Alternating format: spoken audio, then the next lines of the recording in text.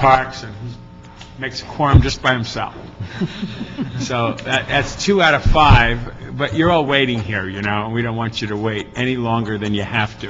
Mr. Labange, for item 6, is en route, where he opened up a shelter, homeless shelter, on Sunset and Highland, and he called me and said he's tooling down the road to get here. So out of respect to my colleague, I'd like to hold 6 until he shows up. How many of you in the room here for item 6? Well, God bless you on that. Okay, so hopefully we can move forward. If we could have the record note that Mr. Parks is with Mr. Rosendahl. 2 of the 5 are here for Wednesday, December 8th, Transportation Committee meeting. And I would like to just do public comment real quick. We have any public comment cards here? No, sir. No public comment cards? Public comment first. I think you're the only one. All right, could you come on up to the mic and fill it out afterwards? Yeah. Okay. So you can leave, because I know you want to. Go for it. Thank you so much. Good afternoon, members of the Transportation Committee. My name is Esperanza Martinez, and I'm one of the lead organizers of the Bus Riders Union. And we wanted to come today to the Transportation Committee to say, first of all, thank you, Councilmember Rosendahl, for just your steadfast support that you have demonstrated for the Wilshire Bus Rapid Transit project that is currently under a lot of heat and a lot of fire. So I know the Transportation Committee members have also been supportive of the project moving forward, given that it's going to be, it's just a model project for the county, for the country. So we hope to have your continued support. Tomorrow, the board, the MTA board, will take up the issue once again, where they will attempt to approve the final environmental impact report and hopefully reject the set of exemptions that are being asked from communities in Brentwood and the Condo Canyon area. So this is a huge breakthrough for transit and the environment, and we hope to see your continued support. Thank you so much. Thank you for coming. Happy holidays to you as well. Colleague, on consent, we have item number 1. Could we read item number 1, please? Item number 1 is the DOT report relative to the establishment of an overnight parking district number 547 for the west side of Penmar Avenue between Lake Street and Rose Avenue. Is there anybody who wants to comment on item number 1? You have a card in for item number 1. Andrew? Yes. Corello, But come on. actually, I have no comment if there's nobody against it. If this is, Just sit down and just say why you're for it. I'm for it because I live on Penmar and we have a problem with mobile homes and currently right now there's a camping trailer in front of our house, people living in them, and we want to be able to clear that up. Good, thank you so much. We appreciate your comment. Mr. Parks, can we move forward with it? Okay, we're moving forward with item number 1 on consent. Thank you. Thank you very much. Item number 2. Item number 2 is the Board of Transportation Commissioners report relative to the 2010-11 private ambulance service rate adjustment. Okay, does anybody want to speak on that item, or can I make that a consent item as well? Mr. Parks. I just had if we have DOT, I just Sure, DOT, come up for a quick second on this one. Item number 2. I just want to make sure I understand it. It appears as though DOT's position was that because the CPI was so small in the sense of a decrease that you were saying just it's not worth the time and effort to change all of the rates for that decrease. Is that right? Good afternoon, Farhad Zaltash from DOT. Mr. Parks, DOT is required to report to the board annually on these rate studies. I just want to find out what the position is, and it appeared that the board took a different position. And their recommendation was, well, our recommendation was approval, and they went ahead with our recommendation. They had some questions. They wanted us to provide some background information about the methodologies that we had in place. So what was your recommendation then? Approval. Pardon? Approval Approval of what? of the new rate study based on the CPI, which And is the a rate decrease. Would have decreased? Yes, it's a very nominal, it's 0.64%. Maybe I misunderstood. One of the notes showed that it appeared that DOT had a position that it was so inconsequential not to alter the rates. But you We basically mentioned that if they choose not to implement it, that would be okay with the department, but, it was just something that we offered to them. But our original position was that we were recommending an approval of it this, was less than 1%. less than 1%. All right, thank you.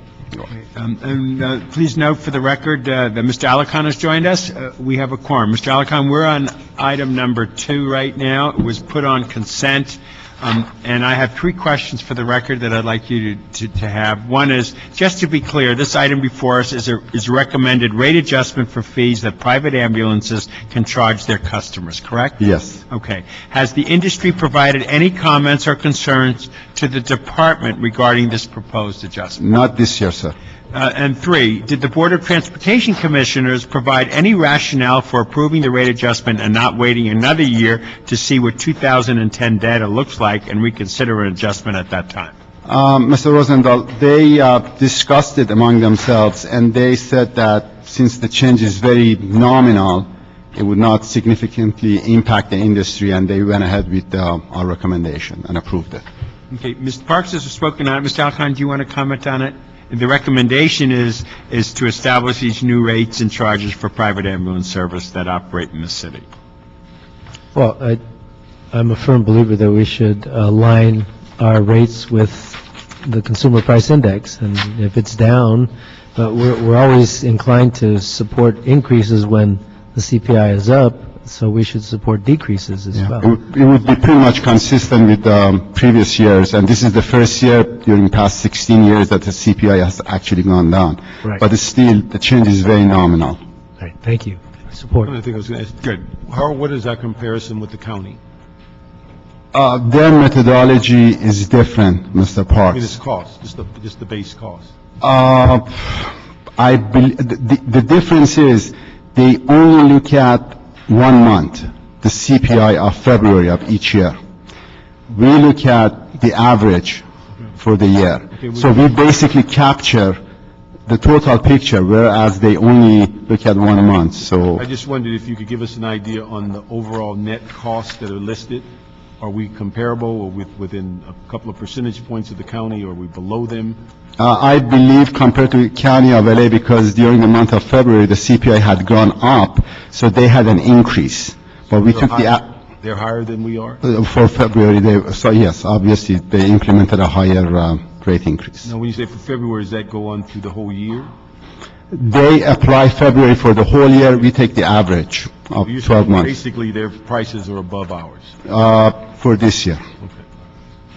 All right, thank you. We have unanimous support on that. Thank you very much for your report. And Mr. Alarcon, on item 1, it was just Mr. Parks and I here. I'd like your support on that. That's a District 11 issue. So moved, so we have it unanimous, all 3, for item number 1. So we've done item number 1, and we've done item number 2.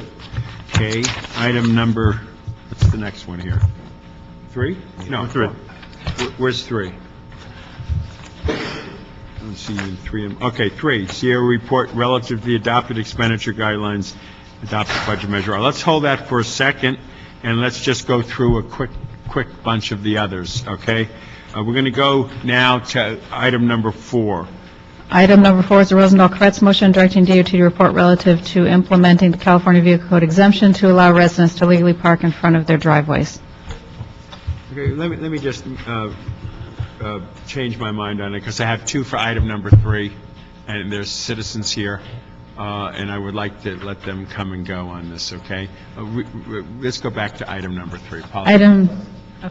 Item number 3 is the CAO report relative to the adopted expenditure guidelines and the 2010-11 adopted budget for the city's Measure Our Local Return Fund. Okay, could we have Alex and Jessica come up, please, who filled out cards?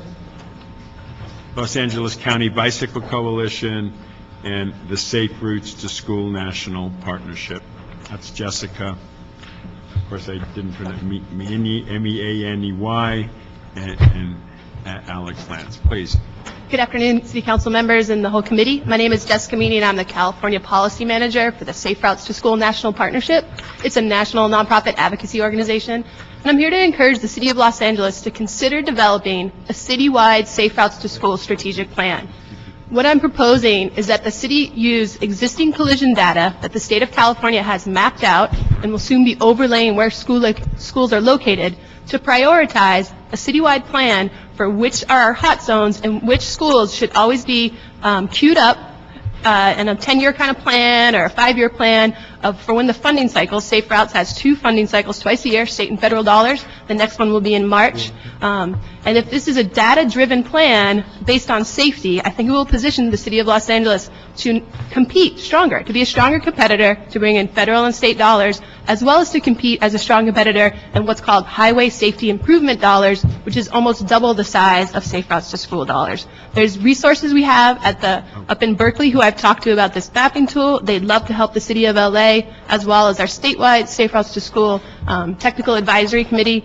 Their resource as well. And just to give some scope of why this is so important, a third of all morning congestion is caused by school drop-off around schools. This is a significant element in our transportation networks. And just to step back to give it even a bigger picture, we already know here in Southern California, 12% of all of our trips are done walking and bicycling, yet we're committing less than 0.5% of our funding towards these modes. And then when you look at it from a safety lens, it gets even scarier that 25% of those who are being hit and killed on our roadways are bicyclists and pedestrians, a percentage that's even higher in low-income communities.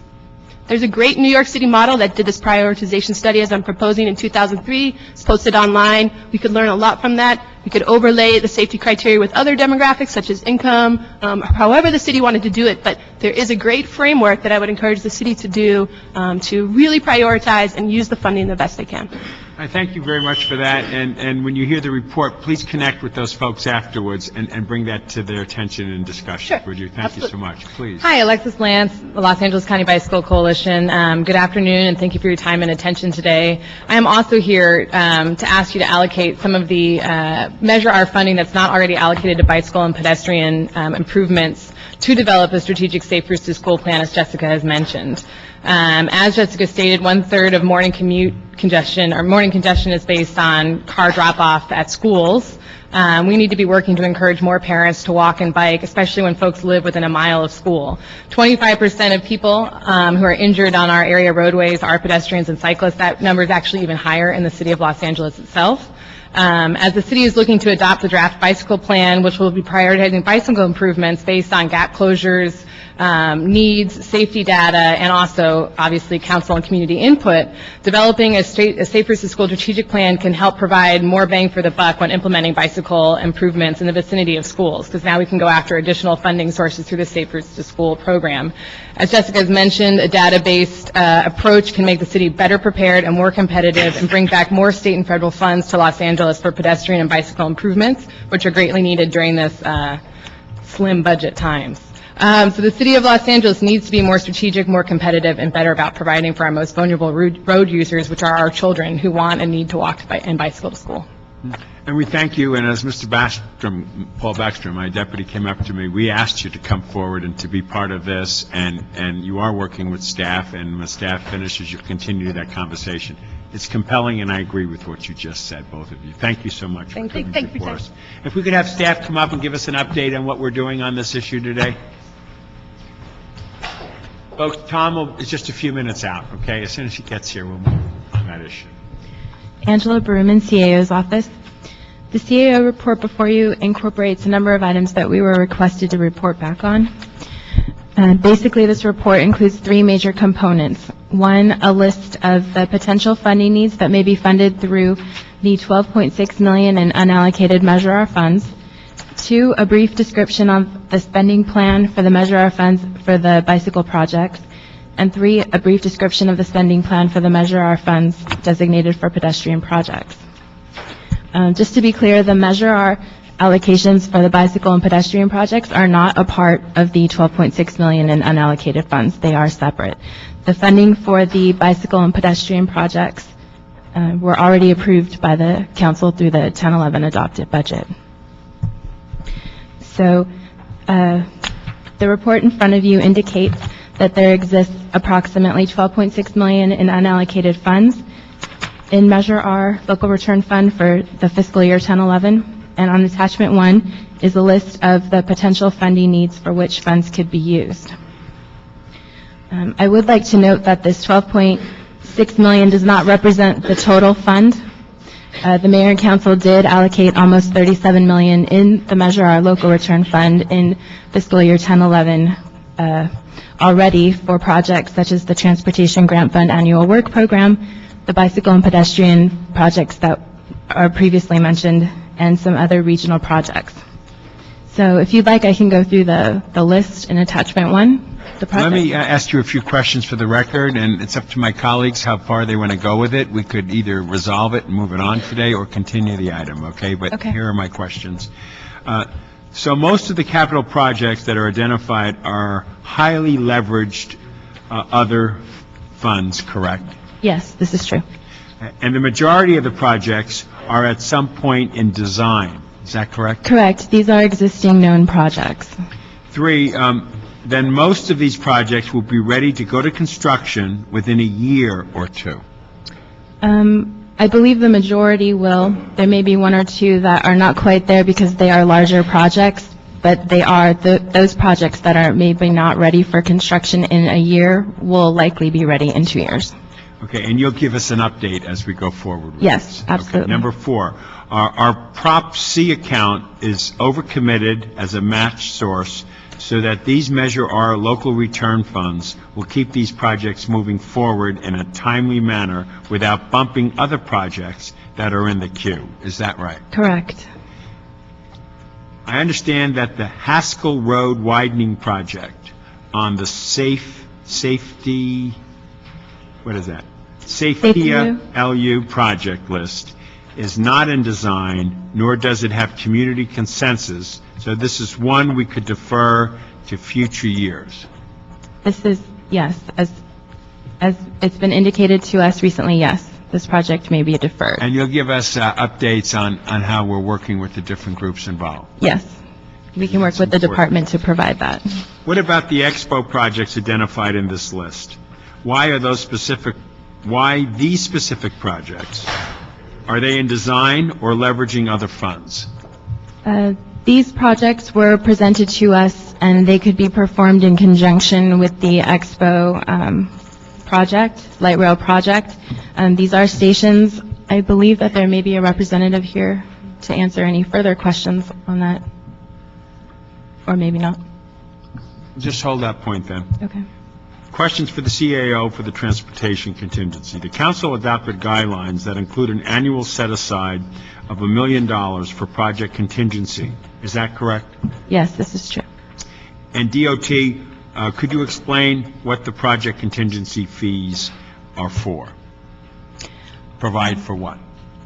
Well, I can speak for transportation, or they can come up, but the project contingency line item is typically could be used for projects that come up during the fiscal year that funds have not already been identified for. And that happens frequently throughout the year, and usually DOT is scrambling to find a funding source. This project contingency would allow for us to go ahead and use those funds for those projects. Very good. Mr. Labange is coming in, so we're going to move quickly, if we can, colleagues, so we can get to item number 6 and deal with them. Just hold your comment on that one. That's right. But the recommended project contingency is $2 million, and we're halfway through the fiscal year. In order to be consistent, should this amount be reduced to $500,000? Our office would be comfortable with that, making that adjustment.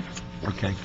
Please note, Mr. Labange is in the room, but we're still on this item, and we'll be finished in a second, Mr. Labange.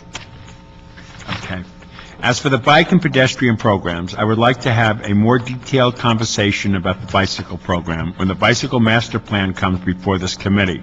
But I'd also like to have a more detailed discussion about the pedestrian program at or on that January meeting before moving forward with any of those expenditures.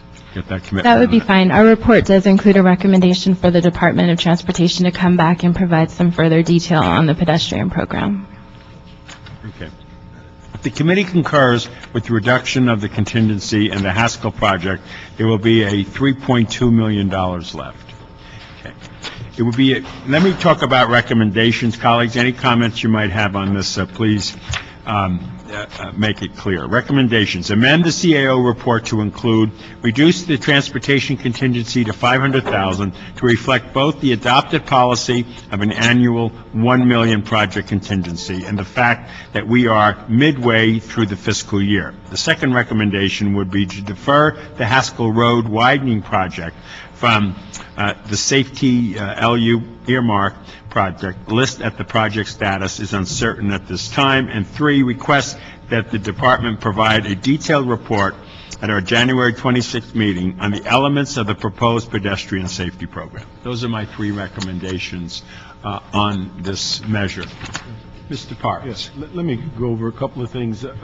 One thing I need to find out is that we had had this discussion before where we dealt with the MTA ped and bike fund and talked about the lack of disbursement throughout the city. And when you look at this plan, it's very difficult and almost impossible to see any funding south of the Santa Monica Freeway in the bulk of the most densely populated area of the city, even though we have a Expo line going down Figueroa to Crenshaw or to Culver City. And I just can't understand how we keep avoiding putting money where the greatest density of the city is. And also, particularly when we know that there was a South LA transportation study done by LADOT that identified a variety of things that were in need. And there was also an issue that on the Expo line at Western and Exposition, there were some commitments made by LADOT about the conversion of the northeast corner in the sense of providing matching funds. And we now have a commitment from MTA to buy that corner to turn it into parking for the line. But we don't see any, even where we have proposals by LADOT, we see no funding. And when you go through, unless we're going to get the bulk of the annual sign replacement, that may be the only thing that looks like it's falling within the largest and most densely populated area of the city. And I don't quite understand how we keep avoiding South LA, particularly 8th, 9th, portion of the 10th, and the north part of the 15th. Okay, council member, I know firmly that there was no, conscious effort to avoid any portion of the city. I did want to point out also that this $12.6 million doesn't represent the whole fund. I know you understand that, and that we have applied $18.7 million in Measure R funds to the TG program. Those projects are not listed here. We can provide you a list of those projects. Actually, it should be coming to committee within the next month or so. But the thing is that I think, what was the amount that we had for MTA, ped, and bikes? Is that was it like 6 or 7 million? For the ped and bike through Measure R? Yes. We're looking at... No, not Measure R, that we just approved a funding plan for peds and bikes that was a annual... Oh, the Transportation Development Act, Article 3 funds. Yeah. How much was that? It was probably $3 million, $4 million. Okay, so if it's 3 to 4, and here today we're talking about 12, we're talking about almost $16 to $20 million being spent in a fashion that avoids an entire segment of the city. And we keep getting told, let's wait, because the Measure R budget will come. I can guess you, right now, we're not going to be getting all of that 18 million in Measure R money. And so how many of these cycles do we wait for to begin to address the issues that the DOT has identified and in some instances made a commitment for? And again, as you go through this, all of them are worthy projects. It's just that don't think there's much worth coming south of the Santa Monica Freeway. Well, the one thing, council member, one thing I'd like to address is that with the bicycle category, we do have bike lane and different bike facilities proposed across the city, some of which I'm sure are in South LA. Also with the pedestrian program. The thing is, you got 2.6 million on bikes. Yeah. But there's no identity of where they are. Well, and that's going to be the report back in January. I'm not going to vote for it until we find out how much money's going where, because we've done that. We took your word on the MTA money, voted for it, and said this will be one of the last times we come in with one of these selective funded reports.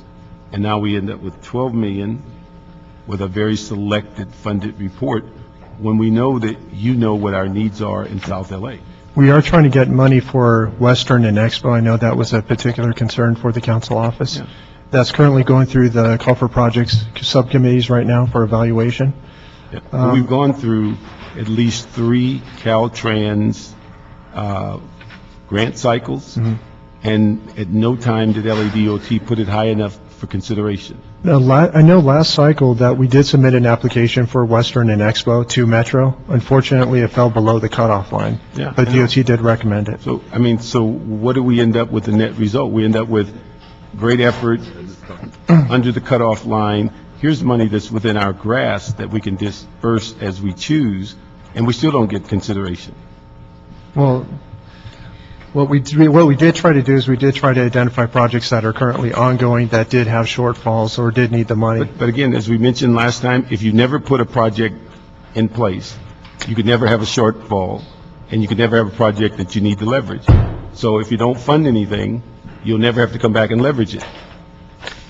Fair enough. Yeah. So, again, I would like to see if we can have them go back, and particularly in light of, if you're going to reduce the contingency to 500,000, you need to give some fair play in areas that historically are ignored about transportation, historically are in a situation to where they are the most densely populated, and yet we are not serving that population. And I think the other issue that we have to be concerned with is that it's not like you can tell us you don't know of what our needs are, because you've done the studies that identified the needs. You've done the evaluation to determine that Western and Expo is a major concern with the enormous train going through that intersection next to a school. And yet we keep talking about we'll get consideration next time. And what it is, I think the big difference with the money that's being said here is that we're trying to leverage the money. And of course, we can sit down with your staff and see if. You can't leverage if you don't invest. Okay, let's do this. We will continue this item till the 26th, and at that meeting, resolve the questions that Mr. Parks has raised, so that he can feel comfortable that his area is not being in any way slighted in this process. Obviously, we want to leverage everything we can, and we want to move forward as quickly as we can. But I think his statement is clear enough that from the chair's position, we continue this unless you think we're holding up anything between now and the 26th that could impact the overall projects. The only concern I would have, and I don't know a firm answer right now, is with our ARA projects that are going forward. We know that staff, we do need additional money for the ARA projects. ARA projects under a very tight deadline, but I believe the rest of the projects could wait until January 26th. Mr. Parks, what do you think about that? Well, if ARA is a issue, then we need to move that one item. Okay. The other thing we've asked you to do prior is districts that have significant traffic mitigation funds, they should be part of the discussion that they're creating mitigation funds, and they're getting the bulk of the city's funds. So again, they get the areas that need get ignored. So if ARA is an issue, then we should move that part up. Very good. Mr. Fisher? Yeah, John Fisher, Assistant General Manager. There's one item here called the ATSAC Harbor Gateway. That's in South Los Angeles. It's in the...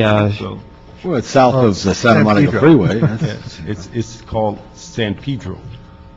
Well, it's actually in the shoestring area. Yeah. It's not San Pedro, nor Wilmington. It's north of Wilmington. I and north want to of take San you to Pedro. a meeting and go to Harbor City and call it South Los Angeles. Okay. All right, thank you. Point well taken. I'd like... Yeah, that's what they say as they speared you. Okay. But I'd like to point out that the Board of Public Works was scheduled to award this contract next week. We're $1.9 million short. We are leveraging that with $9 million in Proposition 1B funding. We would ask your consideration to have this project Carve that move out as forward. well with the Yes. ARA. Any problem with that? The only thing I'd ask on that So one, we can I move think we forward. already have invested, is it several $1 million because it was Prop 1B? How much was Harbor? There would be $9 million in state Proposition 1B funds that we would be leveraging. Okay, see, that's another issue. We're investing $9 million in Prop 1C. You're asking us for $2 million to make it happen. And then some areas are getting zero. I mean, how much more do you keep leveraging those who already have? Councilmember, with the changes that Councilmember Rosendahl identified, changing the transportation contingency as well as deferring the Haskell project, that leaves us with about $3.3 million. My office, DOT, can work with your staff if we want to send the report to council and identify projects within your district that may be eligible before it goes to council Okay, but the or thing is, scheduled. can we look at that and if you're talking about moving it to council and knowing that there's a $3-point-something million, It was just a suggestion. that was a suggestion. But, Mr. Chair, I support Mr. Parks on the issue of bicycles. The USC has the most bicycles in its greater region and impact, and that should be worked with, and that safety issue there. I think if you look over the course of time, you will see a variety of highs and lows. The departments go where they can go, and there's a lot of money waiting to get people to work. I will contest the issue of the most densely populated area of the city. The most densely populated area of the city is from the Harbor Freeway west to Fairfax, from Beverly to Pico, as far as density of zoning. No, it's the Wilshire corridor. But also, there is special efforts by MTA on Vermont and on Western, which are the two busiest north-south bus line, that have made some improvements there. I would just ask for a committee, if we could go forth to council and then reject what is not ready to take off at council level, because I think we lose the opportunity to get these improvements done. I'm disappointed that we have been stuck in the mud in some things because of our challenges. And I would just see between now and then, if you could identify with staff what could be good for the 8th, 9th, and 10th, and 15th, would be helpful, because a lot of this is like ready to go. And I'd rather have us kick it back from council as opposed to hold it here. Okay, here's what we're going to do. We're going to carve out and move forward the ARA part of it and the ATSA Harbor one. Okay, we'll carve them out and we'll move forward with them. The rest can be held to final the conversations with Mr. Parks' issues for our next meeting on the 26th. Does that make sense, staff, as well? Yes, sir. Yes. Yes, that works. The 26th of what? I have your support. The 26th of what? January, that's our next meeting. That's a long time. Yeah, but these things aren't going anywhere. You're not going anywhere. That's not going anywhere. Isn't that, Mr. Parks? Okay. None of those are going anywhere? None of them are affecting any of the signals that are built, that are plugged up? With the exception of the aforementioned, everything else can wait. Thanks. Okay. Mr. Alarcon, you with us on that, too? Sure. Okay. And Mr. Levon? Okay, so moved. It's unanimous. We were carving out the ARA part and the aspects, and Mr. Parks' compelling arguments will be part, and discussions and input will be part of what we deal with on the 26th. You okay on that, staff? Maria, does that work? Okay, so moved, done. Thank you so much for item number 4. Now, out of great respect to the constituent base, great. That was item 3. That's it, thank you. Okay, respect to the constituents in the room, let's ask Ron Ostrow to come up, David, Trull, if I got that right, Truly, Anthony Scarpiello, Donald, is that 4 seats already? Did I do a 4th one, which would be Donald Seligan? Did I get Seliman? Very good. Segment. Tommy's got the pronunciations better than I do, obviously. Okay, we'll start with those 4. Do you all need 2 minutes, or can we do it in a minute? I will probably be less than 2 minutes. Okay, let's get the clock rolling. We'll start with you, Ron. Hi, my name is Ron Ostrow, and I'm here today as both a stakeholder and as the president of the Greater Griffith Park Neighborhood Council. First, can we be quiet in here, please? Thank you. Thanks a lot. First, I'd like to thank Councilman Labange for his July 29, 2010 letter to Assemblyman Gatto urging him to help find a solution to this serious and pervasive problem. I've been a resident of Los Feliz for 17 years and sat on the neighborhood council for 3. During my time on the board, the used car sales problem has been a recurring complaint among residents. By the way, it's not a problem limited to Los Feliz Boulevard. Used car jockeys have also used Franklin Avenue as a sales location.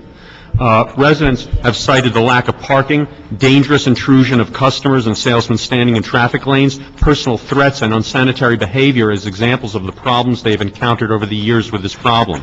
It seems to many of us that if the city could step up enforcing existing ordinances along with enacting new legislation, this problem could be eradicated. Among the many suggestions is to have traffic enforcement officers check to see if these cars are legally registered. If not, they can be cited and possibly towed. Another suggestion is to contact the sellers and see if they are licensed. Many of these cars are sold by the same individuals, and as resellers, they should be registered and be paying sales tax and other fees. I believe that the recent sting operation may have employed this approach. If enforcement of existing laws can't discourage this dangerous and troubling activity, then the city and state must enact new laws that, while protecting the rights of individuals to sell their cars and participate in free speech activities, prevents businesses from operating on our city's streets and endangering the public. Thank you for your time and your support in correcting this egregious abuse. Thank Appreciate you. that. Before we do the second one, I don't think I've asked to have it read. Did we read it into the record, item number 6? We did before. We're on 4, right? We're item 6. Item 6, okay. Then item 6 is the Labange-Hahn motion requesting the city attorney to prepare an ordinance banning vehicles with for sale signs that are parked on city streets. Okay, very good. Appreciate your comments on that. David? Thank you. Hi, I'm David Truly. Good afternoon. I'm a resident of Los Feliz Towers at 4455 Los Feliz Boulevard. This issue has been going on for years, and of late it's gotten much worse. They use every single space on the block in front of our buildings from Friday night to Sunday night. They camp out, they urinate and defecate on our property. They camp out all day long, the dealers of these cars, with cell phones in hand, waiting to talk to people. We've had people coming to look at the cars who park in our visitor lot on our property, and when our doormen or security people try to get them to move, an argument breaks out. We don't have armed people on our property. We can't force them to go anywhere. I walk my dog frequently during the day. I've been certainly intimidated. I've been asked by other homeowners to walk with them because they have gotten into altercations and they're scared to walk on a busy street in front of their own home.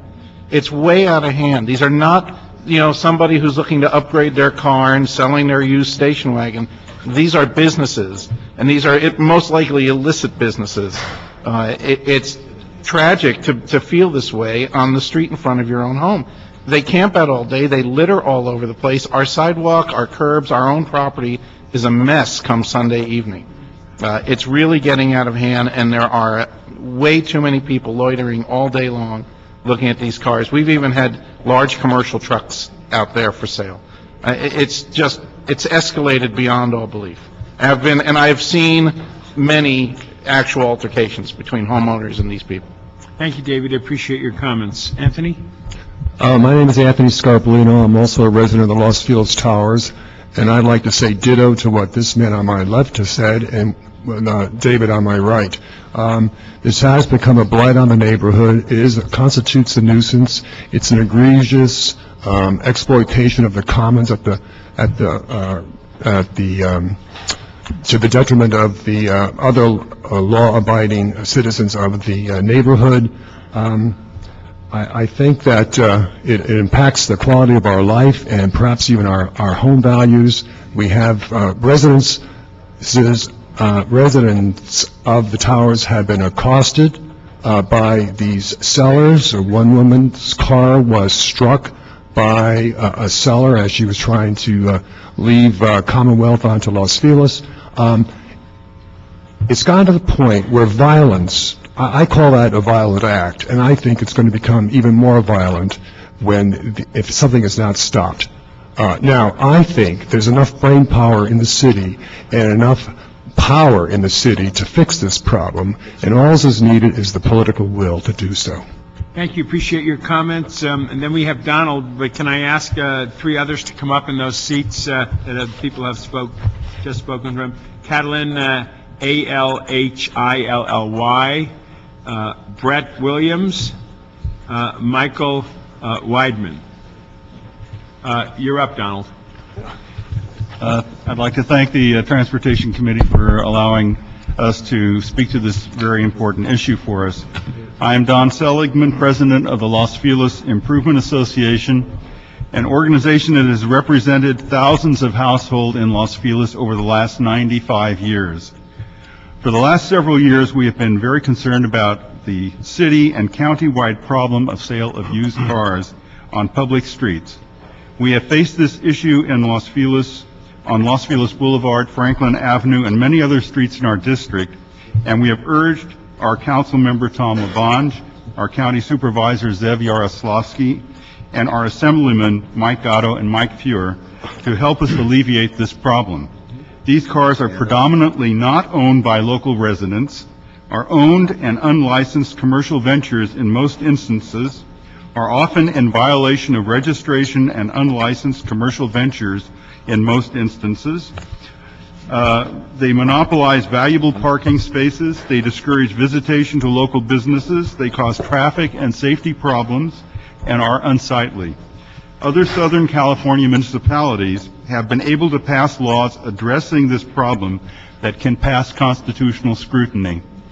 The Los Feliz Improvement Association thus strongly supports the prompt adoption of a new citywide and countywide ordinances that place reasonable limitations and restrictions on the use of streets in the city and the county to commercially sell cars and other motor vehicles, and that empowers the Department of Transportation to enforce the new ordinances by the issuance of fines and the physical removal of cars and other motor vehicles found to be in violation of these new restrictions. Thank you. Thank you, Donald. Appreciate your comments. And could we have our last speaker come up too, John Owyang, if that's pronounced, spelled right? Great, over there. Okay, sir, you're up. Right there. Is this Cotton? Michael. No, sorry, I switched the place. Is that Michael? Michael, you go ahead. My name is Michael Whitman. I am a resident of Los Feliz and a board member of the Los Feliz Improvement Association, although I am speaking today on my own behalf. As some of you here know, I have been actively involved in this issue for more than 2 years through the LFIA, having spoken to some of the council members now on the Transportation Committee for more than 2 years about this issue. I'm not certain as to how this ended up at the Transportation Committee, as this matter has been assigned to the Public Works Committee for more than 2 years now. Other than using numerous procedural delays and tactics, the Public Works Committee and the City Attorney have done effectively absolutely nothing to move this matter forward in more than 2 years. In fact, we are still waiting for the report from the City Attorney's office, which was directed to deliver within 30 days to the City Council almost 2 full years ago. As a lawyer, I don't really understand not observing the directions of one's client. Nothing that has been said on this matter previously has changed. The arguments for action are still compelling. The counter-arguments are nothing but apologies for an ineffective bureaucracy. And still, this problem, as you hear, goes on unabated. However, there is new information on this front. Community groups like the LFIA have long argued that in addition to traffic and safety issues created by this activity, the activity encourages criminal and other unlawful behavior to fester. A recent enforcement action by the LAPD and the DMV on Los Feliz Boulevard, brought about in large part by the personal efforts of Councilman Labange and Assemblymember Gatto in response to constant pressure from community groups, resulted in several arrests, the issuance of numerous citations, and the towing of several vehicles for violations. And this was only 1 day of enforcement in one area of the city.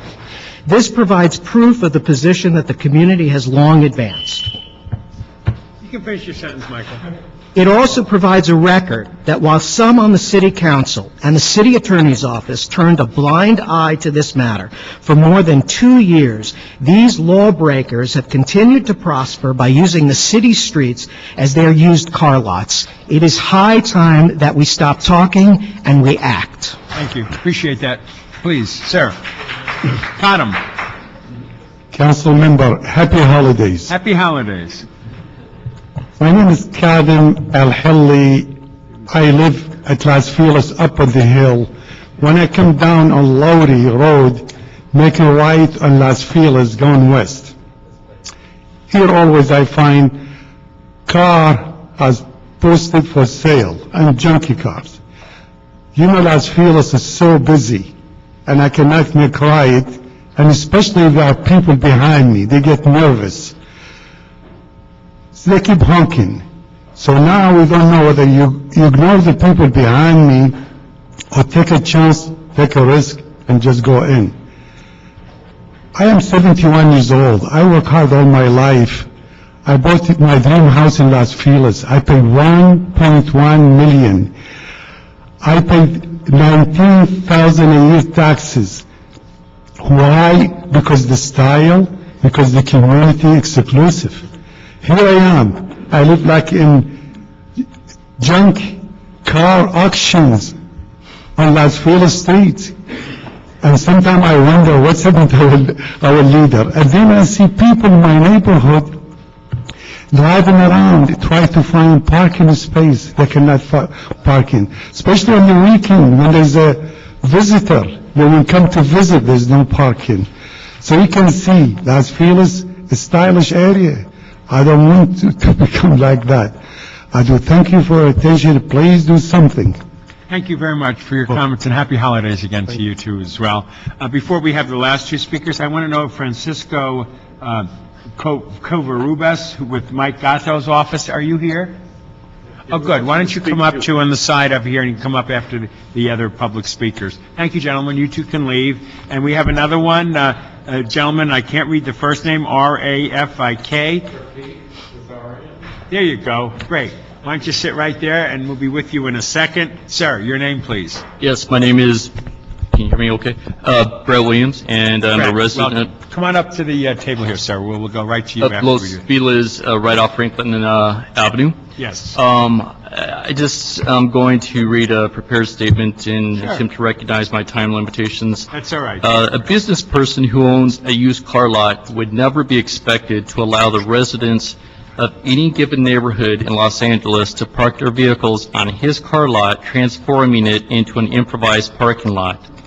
Likewise, residents should not be expected to allow used car salesmen to turn public streets into used car lots, substantially reducing parking spaces for any respective neighborhood. The existing situation in which dozens of used cars marked for sale are constantly parked bumper to bumper along the heavily traveled streets is inherently dangerous in that individuals interested in buying such cars often walk and stand on the street. This places such individuals in great danger of being struck by an oncoming motor vehicle, as well as placing our city in potential legal liability if in fact a person was struck by a vehicle while evaluating the cars for sale. I vigorously urge the city to continue in its endeavor of prohibiting the sales of cars parked on public streets. Thank you. Thank you, Brett. Appreciate that. Sir.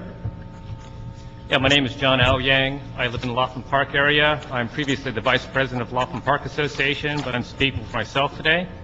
I've lived in Los Feliz for over 25 years, and we always kind of laugh about what we call the Los Feliz crawl on the weekends.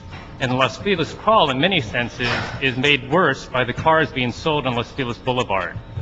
And one of the things that I'm looking at here is I was very surprised to see that the ordinance that's being suggested is that all vehicles with for sale signs would be banned from city streets. And I'm just concerned that that kind of ordinance would not be, you wouldn't be able to uphold that. So I just want to make sure that whatever you craft, that in fact can withstand the scrutiny of law.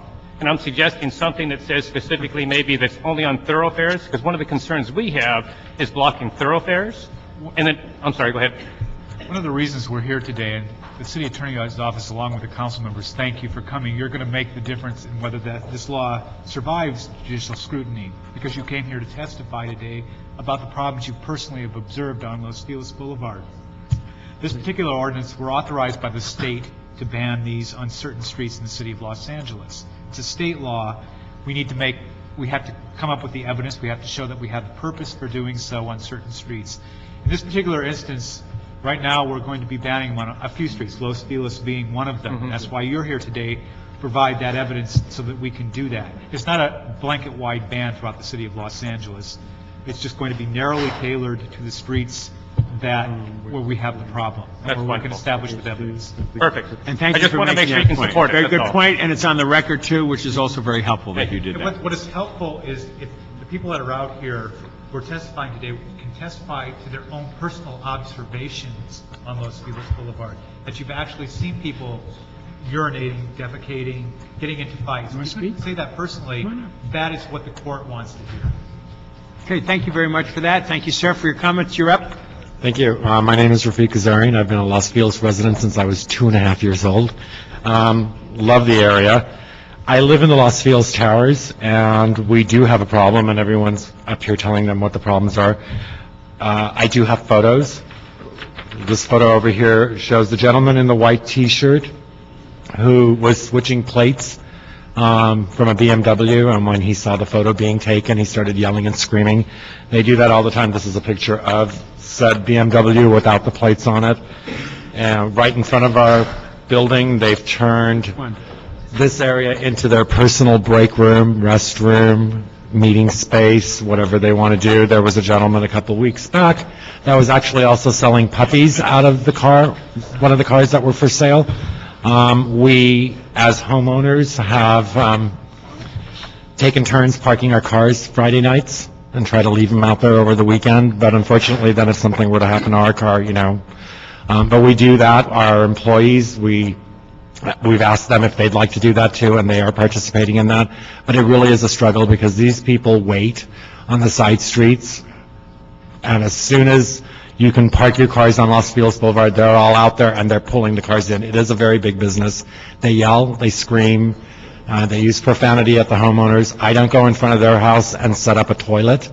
I don't appreciate somebody setting up a toilet in front of my house. Yeah, first of all, I want those photos for the record. If you could give it to the clerk, we'll put them in the record there as well. And Mr. City Attorney. Yes. Have you actually also seen this happening on Franklin and Normandy as well, the streets that surround Los Feliz? Is this also a problem along those? I noticed a few cars on Franklin, but I haven't noticed, I haven't gone as far as... Seligman could answer that question on Mr. Ostrow, who just left.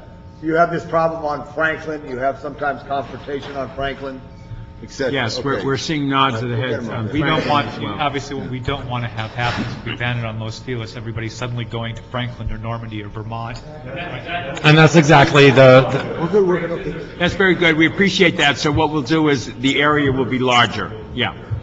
Because you can actually, if you're driving up and down our 405 freeway, which is Los Feliz Boulevard on weekends, you'll notice that the cars start pretty much closer to Riverside Drive now, and they're going all the way through over to Vermont. I haven't seen them because I jog the boulevard, but I haven't seen them between Western and, well, you can't really park on the boulevard between Western and Vermont. But they do go all the way far as Riverside Drive, so it needs to be done for the entire area. We appreciate that, and we are thinking of it in those terms, but thanks for bringing it to the record. Donna, you're up, and then we'll go with this gentleman here, and then we'll go to the assembly members. I'd just like to give you a bird's eye view of living on Los Feliz Boulevard. I'm Donna Burford. I live in the towers. I'm on the board of directors. I live on the front side of the building, and I'm the one that started the park-in for the towers, and we did that for 6 weeks to get rid of some of the parkers, and it worked. But Friday night, they move in their cars bumper to bumper with the bright colored signs. Saturday morning, you're awake and you can't sleep in late because the noise is so loud. They're out there already. I've witnessed many confrontations. I personally have witnessed more than one. Adult male peeing in our flower beds. Our security guards have informed me they go behind the wall too to do it. They've broken or have tried to break into our garage. There's a gate that you go down and then down a set of steps. They broke into the gate and tried to break into the security parking into the garage, which would bring them out, I think, at F level.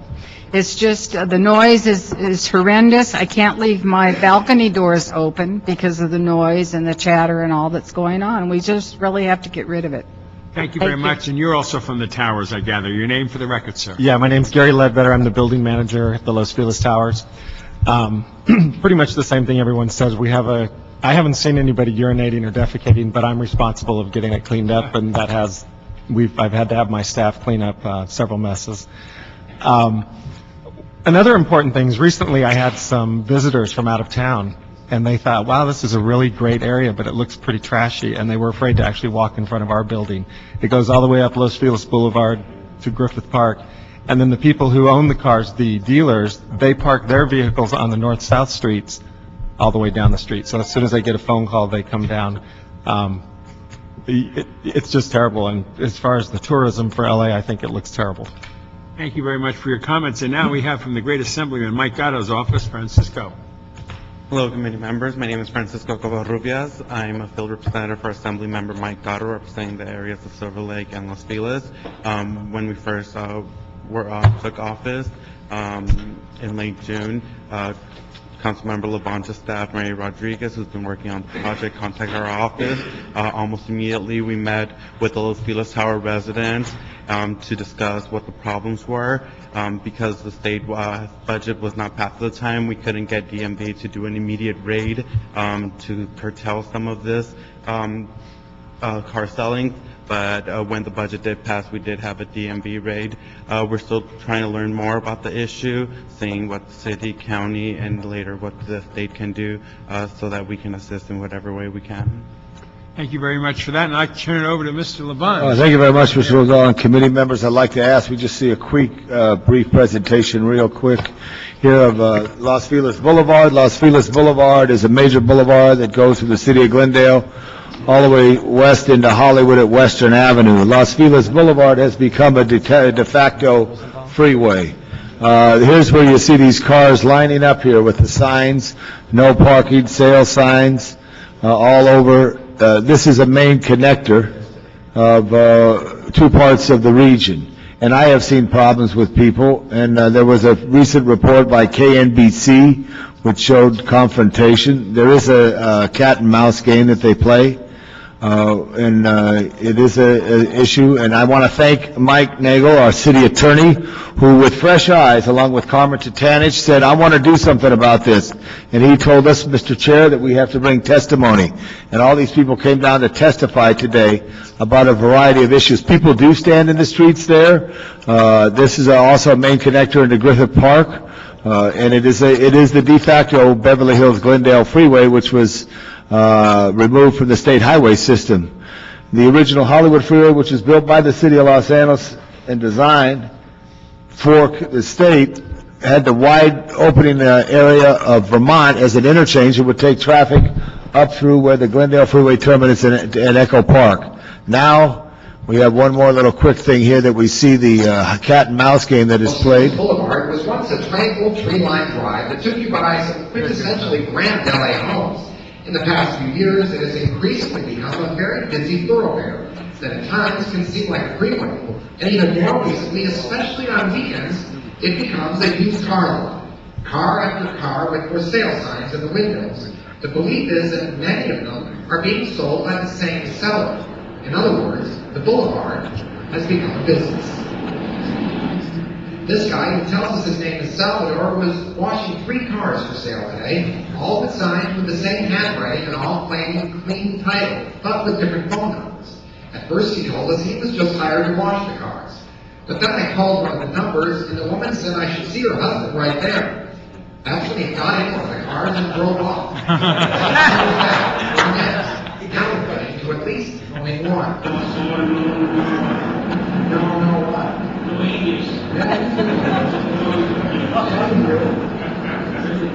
How many cars do you have for sale? How many cars do you have? One car. No, I saw you with 2 others before. Yeah, we have on the video. That was you. Your wife said you were here. No. Yeah. So how many cars are you selling right now? You have the same sign in all 3 cars. No, yeah, you were watching all 3. We have pictures of you watching all 3 cars. So how many do you have? No, it's in 1 car. Just in 3? No, 1 car. Why were you watching all 1 car? Who were the others? You watched all 3. So you were watching. Sorry, what? And that's just the kind of thing that has Councilman Tom Labange almost as angry as his constituents who live here.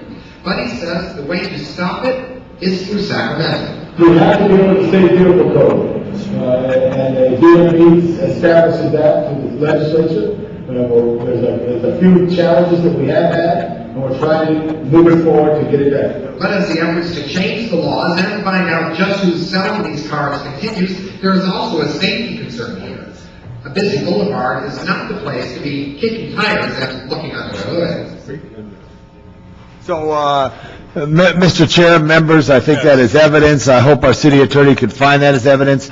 I worry that somebody may back into the street and get hit by a vehicle going down Los Feliz Boulevard. I worry the impact that it has on the residents, that people are conducting commerce in the street.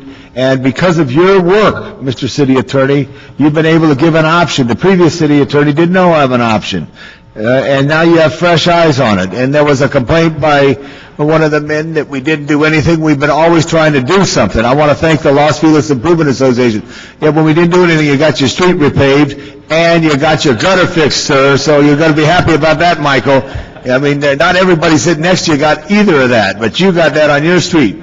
We are going to do something here thanks to our city attorney and thanks to your testimony, because it's real important. And I appreciate everybody coming down, and we've been working with this diligently, and that's why we brought it to this committee, and I would ask that we can instruct the city attorney to come back with an ordinance, and minor modification, that we look at the area between Vermont and the Los Angeles River on Los Feliz Boulevard, and Franklin Avenue between Western and Normandy. With that as a recommendation from Vice Chair, Mr. Labange, I'd like to ask the City Attorney, when do you expect to complete a draft ordinance for review and action by our committee? Probably at the January committee meeting. Can we say then on the, we'll continue this matter to January 26th, or shall we approve the concept here so you can come in with the ordinance? If you are comfortable approving the concept, I believe we have enough evidence, certainly, to ban. Okay, and then can I have a motion from Mr. Labange for that? I so move, but I add, and ask for a second on it, to add Franklin Avenue between Western and Franklin. So moved. Okay. Done. Colleagues, any comments? Can we move forward unanimously with the committee? Thank you very much.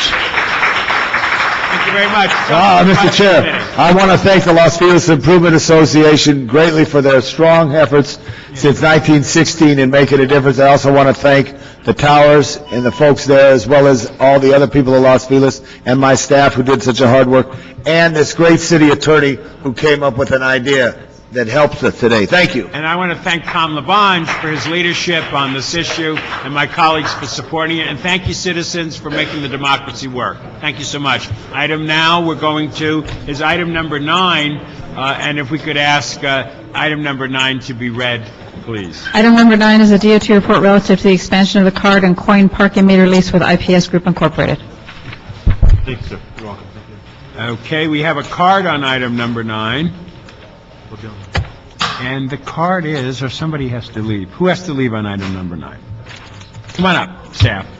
Take item number 9 next. That's what we're doing.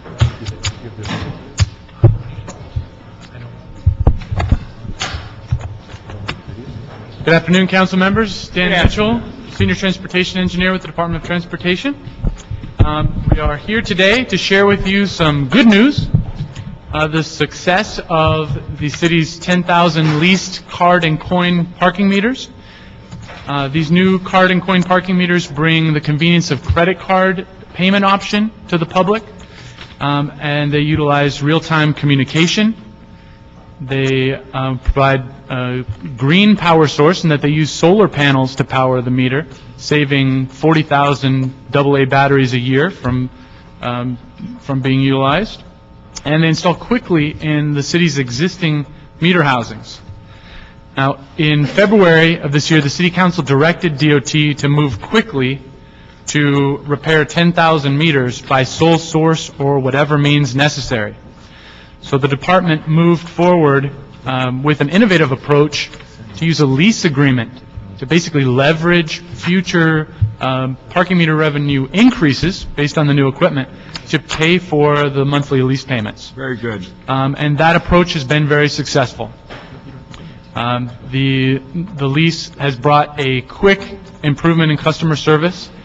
This is unique equipment, so it is a sole source agreement. This unique equipment fits into our existing meter housings, and they're the only single-space meters that provide credit card payment in the field.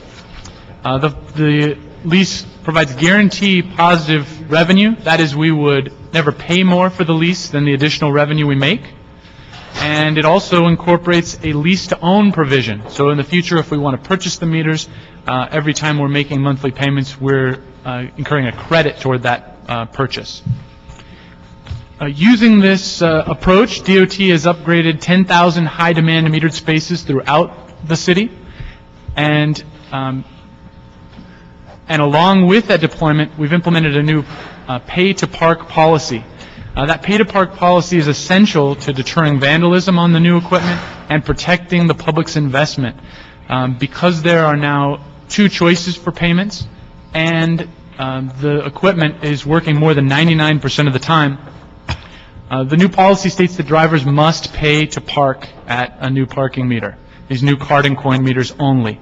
And if the coins are jammed, then you have to use cards. If the cards are jammed, you have to use coins, or you move to another parking space. This applies only to the new card and coin meters. The DOT's existing policy of allowing people to park at broken meters that are coin only has not changed.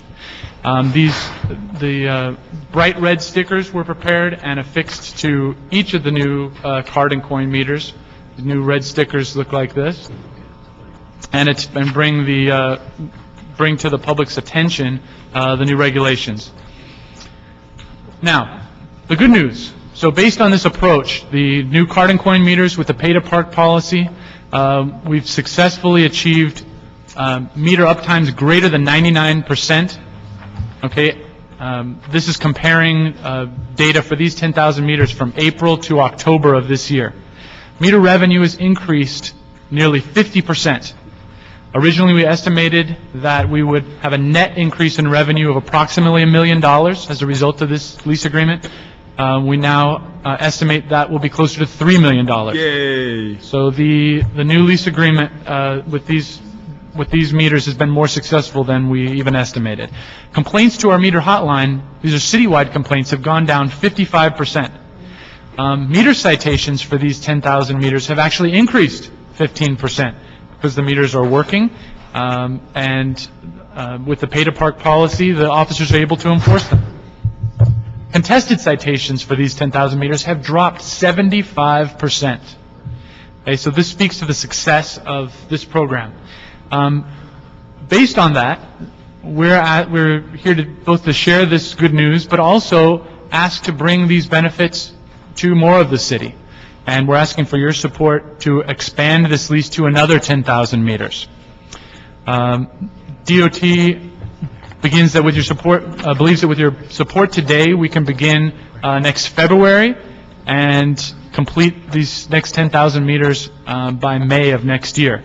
We've identified the funding necessary to implement this expansion in the middle of the fiscal year. We ask for your support in reallocating those funds for this purpose. And we also ask for your support in extending this pay-to-park policy to all the card and coin meters, including an additional 10,000. The next 10,000 would be moderate or medium demand spaces, not the high demand spaces. So we would have a modest revenue increase. We estimate about $500,000 annually in net increased revenue, and it would primarily be a major service improvement to 25% of our metered spaces at no cost to the city. Well, we thank you for that report. It's very upbeat, and it's my old gold in the gutter, I've called it before, and the gold is coming in out of the gutter into the city's coffers. Colleagues, any comments? Of course, my recommendation is to approve DOT's recommendations to amend the existing lease agreement with the IPS group. But Mr. Parks? After we go through phase 2, how many more meters would be left that have not been upgraded? Well, Councilmember, with the existing pay stations that we have, the 10,000 meters we've done, with another 10,000, we would have, let's see, about 60% of the city's meters with credit card capability. We have also, as you're aware, an Express Park program, a federally funded program that would bring new parking meter equipment downtown to another 6,000 spaces. So with those improvements, that would cover 75% of our spaces and 90% of the revenue, the meter revenue coming into the city. Okay, but the thing is, on phase 3 is the Express, so you get meters from the federal government, the money for them, and you move those out into the community. Correct. Okay, so that would leave still 25% of street meters that are still not upgraded. Correct. When is our expectation after phase 2 of getting these 10,000 you're requesting now to go and address the 25% that's remaining? Well, with the remaining 25%, we don't expect that the lease model is sustainable because of the lower revenue. Okay. So what we plan to do is come back at a later time and look at reinvesting this additional revenue we're making into purchasing new meters for those areas. We're also looking at the areas that are very low demand, and perhaps meters are no longer appropriate for those areas where the use has changed, the demand has dropped off. Are we also, as part of phase 3, in evaluating that last 25%, looking at adding meters to current areas that have no meters? Is that part of? Yes, that's an ongoing activity, and conducting meter studies to look at expanding zones or new zones where they've been requested, and new meter equipment would be used in those areas as well. And then my final question is that after we get to the phase 3 Express and all that, when is it that we begin to look at what you've told us before about the network, that the whole system is now a network being run by computers and technology? Well, that's actually part of the Express Park project. Okay. So we have built into that project, taking advantage of that opportunity to build kind of a trunk, if you will, to integrate our existing systems as well as the new systems and set a standard for the future, so that when we're looking at purchasing new equipment, we can require that it communicate back to our central system to a certain standard, so that we'll be able to... The Express system won't go citywide, though, right? No, the Express Park project is for the downtown area, but we're looking to integrate the equipment from all over the city, so that we'll have one central means of managing and reporting.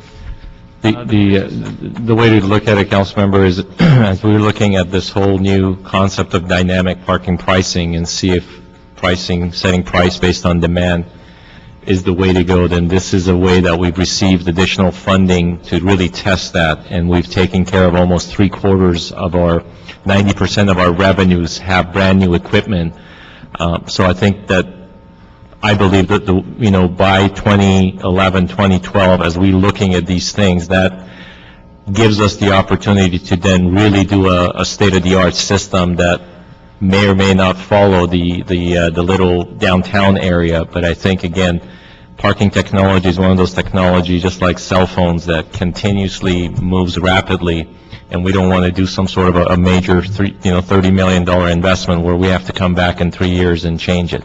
So this is a way, I think, you helped us lead this in a way where we kept talking about, let's do an RFP, then the whole P3 conversation came. So this was a way really to improve our asset value, to improve the revenue, and most importantly, improve the level of service to the public. I mean, the public, there's been so many stories with Joel Grover and other investigative reports where we had these broken meters, and I think through the ability to give the public opportunity to pay with the park to pay to park policy, it really has, as all of the reports that Mr. Mitchell prepared, is really all of those is good news, and we're going to expand that now to the other areas. Yeah, and then where are we on the 5-year plan? 5-year plan is as instructed. We're working with the CAO right now. We're doing our share of it, and obviously it needs to work in conjunction with the budget that we're about to release, council members. So we're working on that as we speak. So I think at your January meeting, we're happy to bring that before Budget and Finance. I think you wanted that as a separate item, so we'll be coming to Budget and Finance in January. Yeah, we look forward to that. Yep. Wonderful job. Oh, you're welcome. And we don't want to sell our off-street parks, at least many of us on the council do. And the more we get this program in place, the clearer we'll know the value of what we're doing, obviously by the revenue. Captain, did you want to say anything on this issue? Is this here for? Well, as far as our... Please come up, because, man in uniform, As far as our enforcement officers your name go, for the record? I'm sorry. Tom Villarreal, Captain with the Department of Transportation. As far as our enforcement officers go, they really do like these new meters. They're able to enforce at a higher rate, and they're able to identify expired meters easier. Very good. Thank you. Thank you all very much for First your work. First question. Do you know by parking meter district, the amount of money you get? How do you judge it? How do we judge? Yeah, like Wilshire Western, Vermont Wilshire. Parking meter zone districts? Yeah, do you still use zone districts to say we raised X dollars in it? How do you know? Yeah, we used to do that, council member, a while back, but SPRF being one pool of funds, we don't measure it that way. We collect monies through meter subzones, so we actually have that information. How do you know what subzones perform, which way, whatever way? Performed? You mean as far as revenue? Yeah, we have that data. We have the data. But how do you have it broken down? By parking meter districts? Subzones and parking meter zones, not council district boundaries, but by parking meter zones. So you still have a Wilshire Western, Wilshire Vermont zone? We do have yes, we do have a parking meter zone. Do you have some statistics to that? Absolutely. Okay, do you have the statistics to that by tickets? Tickets are issued in a geographical enforcement area. They're not by parking meter zones or, again, council district boundaries. They're by a geographical enforcement area. Just want to say for both issues there, I think we should develop the technology to be able to rate it out so you know where the highest producing meters are in their grade. And also, I don't want to do this to the people of Los Angeles, but we do have a firm enforcement. I don't want an overly aggressive enforcement. I want a firm enforcement of our parking laws, and I think we should know those statistics. I don't know if you would care, Mr. Chair? Yeah, we do care, because my district pays a lot into meters, more than many districts do, and frankly, as we go forward with the new technology and the new areas we're going to be putting in meters, my constituents like Venice Beach and others are going to want to know about that, to obviously invest back into the parts of the community where the revenue is coming from. So if we could get a breakdown on all of this, I'd like to sometime next year. The challenge, council members, we don't do it by council district boundaries. So we have, well, the Venice district would all be in the 11th. You would know that. We would know whatever you have in our district. Hollywood Wilshire would be half Mr. Weston. Yeah. And I'd like to get that report back with the breakdown by mid-March, if we could do that by then. We'll be happy to do that. Just so we have a better appreciation. And lastly, if you look at some areas that are obviously able to extend, Lancashire Boulevard, which is where the first parking meters were installed, stops just north of Chandler. It could go up to Burbank Boulevard. What takes you to expand it? Do I need to do a motion to direct you? We have to look to see what the boundary per the ordinance is. If the boundary is larger and it includes that section, then we have to do an engineering study, and based on that, get stakeholder input, buy-in from your council office, do a public hearing, and then install them. Well, let's do this, Mr. Rosenhoff. I got to ask, if we do a friendly amendment that the committee requests that all council offices make themselves available to the Department of Transportation to identify locations where meter districts could be expanded if there is a desire by the business district in the area. So that would try to do that, and then you could get more meters. Okay, and when we do the 5-year plan, obviously, we'd like to see the breakdown of the areas where the revenue streams are coming from. There's a lot of politics on this issue. We would like to see, the revenue stream clearly, and obviously places like my Abbott Kinney Boulevard, if we're going to put meters on the front side of that street, not just on Electra Avenue, the revenue streams for that are going to be clearly wanted by the Venice residents or parts of it, as well as the absolutely close to the ocean in some of those other Venice areas. So when we get the 5-year report, that will have some of that information in it. And with Mr. Labonte's... Yeah, I know, Mr. Park said maybe something. I know he does. Yeah. But you have your amendment on the record? Yes, Okay. to look at areas, but I got another question too. It used to go back to the parking meter district, it doesn't now, right? Did we change that policy?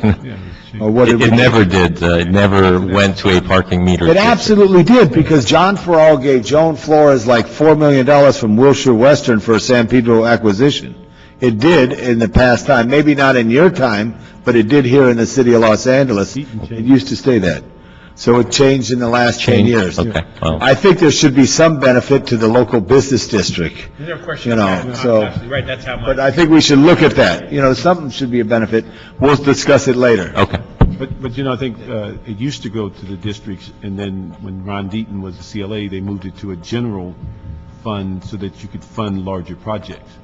And I think, but part of our ordinance that says you can't borrow parking funds anymore is to get more stability and figure out where it comes from and how it should be used.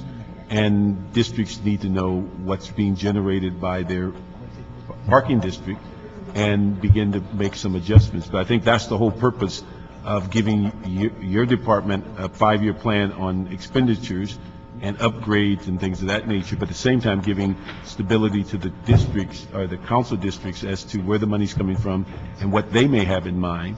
And if you have a massive project of $20, $30 million parking lot or something, you're going to have to go to another source or use more of the available parking revenue, but there's got to be some stability in the districts. And we'll report back along with the 5-year, some of the stats that you've been asking for, so we'll bring that back to And I you. know that Mr. Smith has said more than once that the 12th district should have meters, and I want you to look at the possibility of a strategy that equitably puts meters in other business districts in some part of our districts where we don't have any meters at all. And I know that Mr. Smith has volunteered the 12th district should be looked at, and I would like you to look at their business streets in that district where we can effectively put in meters for revenue generation. Can we do that too? Yeah, actually, I believe we have an area right around CSUN that there was some support for it a few years ago, so we just have to, again, get back into the outreach and get, with the council members' support, we will be able to do that. Yeah, because I want to make it clear that the 12th district is wanting to be part of the program going forward, and I'd like to see that happen in the next few months, that we identify those particular business districts within the 12th council district where meters would be appropriate for the good of the city. Okay, could we get that as part of a report back to 12th district? And where we're heading with that particular issue. You did a great job, everybody, so we're going to move this item forward. Thank you very much, appreciate it. Happy holidays, too, on that one. Okay, what item is next? Item 4? We have item 4, which is Rosendahl Court's motion directing DOT to report relative to implementing the California Vehicle Code exemption to allow residents to legally park in front of their driveways. Very good. Staff, come up on item 4. This has gotten a lot of media attention in the last minute or two. The LA Times did it. I just did a radio interview on it. Could we talk about what this is all about? And I have a bunch of questions that I truly want to have answered when we have the report back. Okay, Amir Sadati, Acting General Manager, here with Captain Tommy Villarreal. So I believe this is a section of the CVC that is similar to a permitting program, and unfortunately the city attorney that was working on this, we have not been able to work with her yet to get some additional information. So I think there's a lot of research that needs to be done, council member. Yeah. I understand that our enforcement on the issue of ticketing driveways is really a complaint-based citation, that our officers are not out there patrolling for this particular violation. It's 99.9% of the time it's a complaint-based, where our officers have to go to the location, and once they're at the location, then it is the current law, both the ordinance in the LAMC says that no one is allowed to park in blockade driveway. So we like to ask for 60 days, possibly 90 days, to do a little bit more research, work with the city attorney as creatively as the other item, and see what options are available. My understanding is that City of San Diego had a similar program, or looking at a similar program, so we like to reach out to them and work with their city forces. And I think the early information I received is City of San Diego, due to fire and police and due to a safety factor, did not implement such a law. But we're going to research all that. One thing I do want to just make the committee aware of is, again, any permit for the City of Los Angeles would go under our permit division.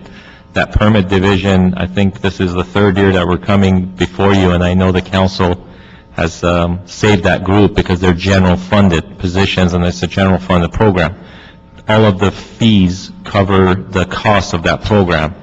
And we've asked, I think, 2 years in a row for that group to become under a special fund so that we're able to manage an entire parking program, which 90% of it is special funded and this 10% is not. So, and I think the last instruction from the budget was the CLA, CAO, and DOT to work on figuring out if this particular function can go there. So it would, if down the line, I think we'll provide a cost-benefit analysis, and if this means putting up signs in front of people's driveways, if this means a permitting where people have to pay for a permit, if it's a sticker. So a lot of those things we don't have for you today, but I understand that we will work on those issues and bring it back to you as a item for your discussion. Very good. And let me put some questions in the record. We have Mr. Koretz, deputy up here, if he could come up to the mic. But let me just rattle off the questions for the record that we would hope could be in the report back. This is just an initial hearing, and what I would like the department and the city attorney to conduct some research on how such a permit parking program would operate. And you're already talking about how you're going to do that research. What type of framework does the California Vehicle Code provide for such a program? Is there a simple type of permitting system that we can implement without the CVC framework? Would it require the posting of signs? You've talked about that. Would this be an issue in terms of public safety access, as you mentioned in San Diego? Have other municipalities implemented such a program, and what was the experience in terms of costs and benefits? That's obviously part of the research. And of course, do we have the resources to accommodate such a program? Finally, I'd like the department to meet with some of the residents in the affected neighborhoods who came to me with this suggestion to see if there are other potential parking solutions. And as you know, it has to do with Marina Del Rey area there, where a whole section of it gets totally inundated, and people have a big enough apron with the way the street was designed to do it in front of their own, and they've been urging me to do this. So I want to recommend, colleagues, with your support, and I know Mr. Labange wants to say something, and Mr. Koretz, deputy, that we would continue this item for 90 days. That would give you a chance to thoroughly evaluate all of this and request a report back with details of a proposed program, and meet with all of these affected districts, because I know Mr. Koretz's district has some issues and some of the others, in the interim, in order to discuss other possible solutions. And with that as a backdrop, please, your name for the record and your comment, sir. Thank you, Councilman Rosendahl. Kyan Kiney from the Office of Councilmember Paul Koretz. Sorry, Councilman could not be here, but he wanted to say in general that, in theory, he supports a program, but has definite concerns, particularly in the Northwestwood area of the district, right by the UCLA campus. We've had a number of parking-related issues, so that we just ask that before anything be done, that we have the opportunity to work with DOT and most importantly, the neighborhood councils and the homeowners associations that would be affected by this to ensure that folks have an opportunity to participate. And then he also wanted to express some concern about having a permit process during this current budget crisis that we have, and extending the DOT's already limited staff to this pilot program. I think that Great, and they captured it in the questions I've had. Mr. LeBon? Captain, here's the question. I'm a DOT traffic officer. I'm driving down the street, I come right here, and here's the driveway. And I see a car parked in the driveway there, and I punch in the license number, right? Does it come back where that car is registered? No, it does not. Because here's the only thought around that. If it did come back where the car is registered, and it's registered the house, then cat's off. You don't have to worry about it. We came up with a process where that homeowner would get a sticker or a decal that they could put in the windshield or on the back of the car that would conceivably give that. That might also assist, correct? Right. But let me ask you a question. How do you know when there's a car? Because I know there's a tragedy in Chinatown several years ago where someone was in a car and left their street cleaning like 2 weeks. And the car was wanted by the LAPD, and they had 2 street cleaning tickets on it. Do you know if cars are wanted? Of course, we have a file in our handheld system that identifies stolen vehicles and identifies scofflaw vehicles at this time. Scofflaw vehicles?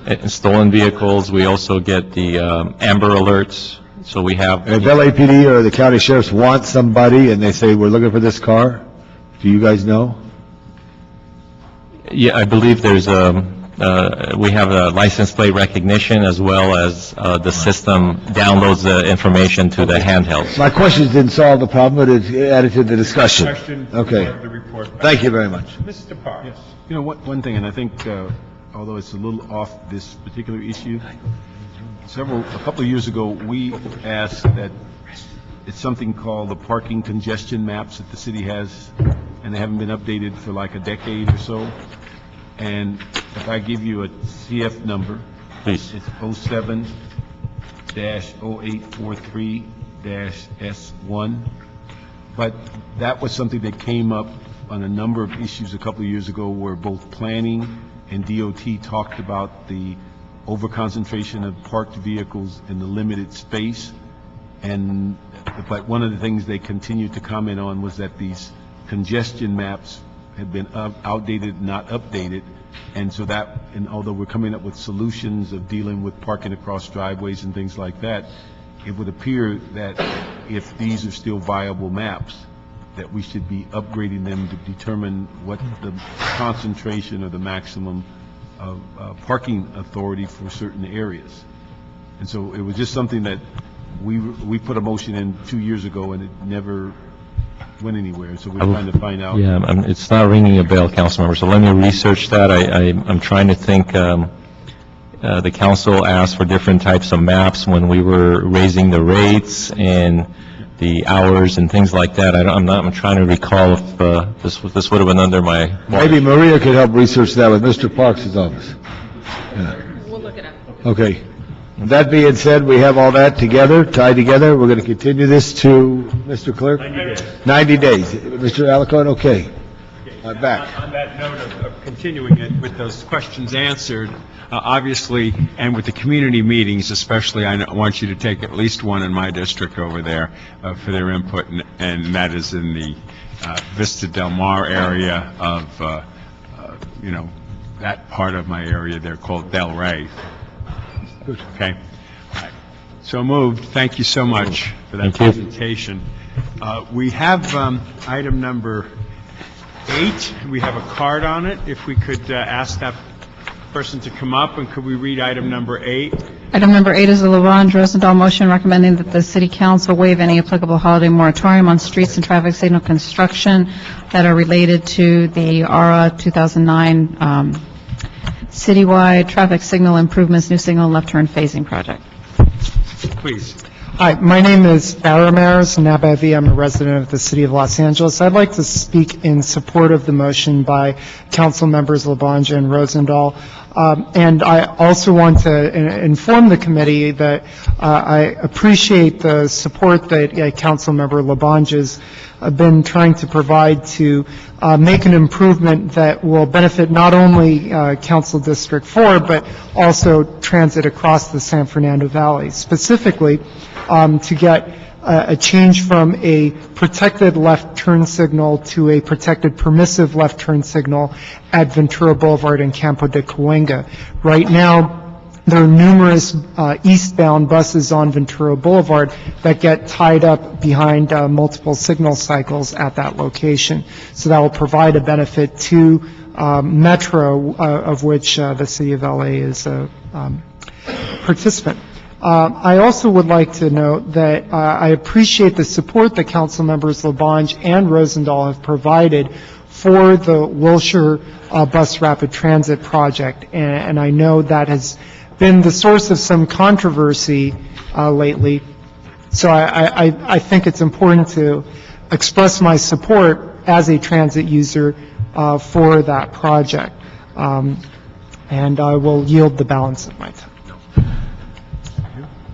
Thank you for that. Staff, could you give us an update of what this issue is, please? Zach Mustafa, Department of Transportation. This motion basically is requesting that the moratorium, which is good until January 2nd, be lifted for the contractor to start working on the conduit work and the loop detectors for our projects. The contract was awarded last week, and I've been in touch with the contractor, and the contractor is getting ready to deploy his forces, but, you know, it does take a few days to get the crews together, to look at our plans, to get through and do the scheduling. He did indicate that he'll be ready to get to work first week of January, which is after the moratorium anyway. So I think we're on the right track. Thank you for the...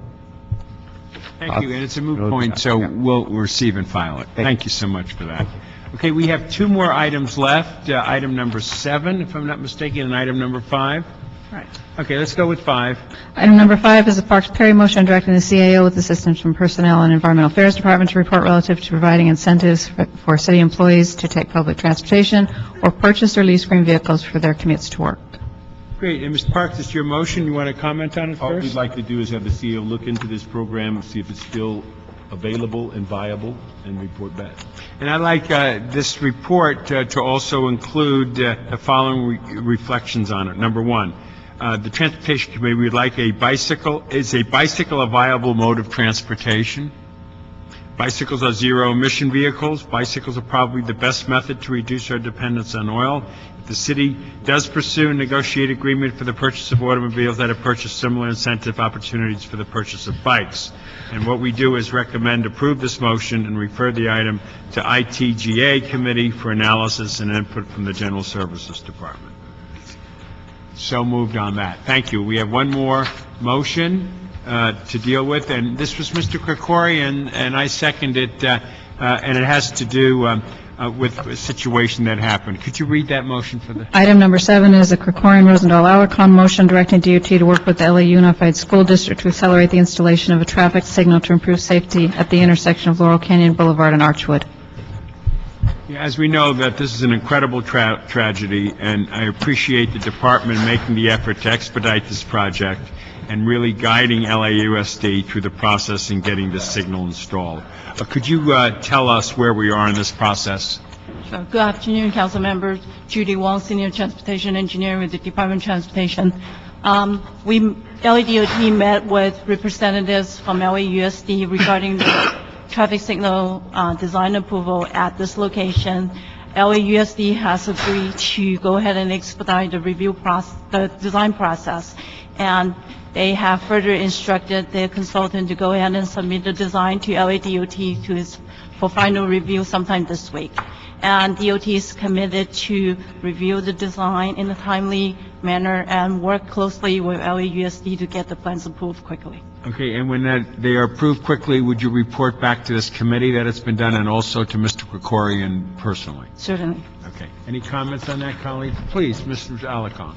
I understand there are a number of schools that have been opened without complying with the EIRs, particularly with regard to traffic mitigation. Are we working with LAUSD to correct the deficiencies?